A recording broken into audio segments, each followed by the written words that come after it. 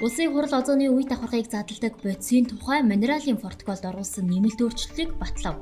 Одоогоор дэлхийн 126 улс орон энэхүү нэмэлт өөрчлөлтөд нэгдсэн бөгөөд Монгол улс олон улсын өмнө хүлээсэн үүргийг ханган дэлхийн долларлыг бууруулахад тодорхой хувь нэмрүүд оруулах зорилгоор уг хуулийн төслийг боловсруулад байна.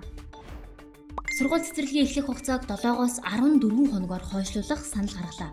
Улсын онцгой комиссийн шуурхай ажлын хэсгийн цахим хуралдаанаар уг саналыг гаргасан бөгөөд энэ үеэр халдвар төвчин судлалын үндэсний төвийн дарга бэлэг зайхан коронавирус халдварын өнөөгийн нөхцөл байдал авч хэрэгжүүлж байгаа хариу арга хэмжээний талаар мэдээлэл хүргэлээ.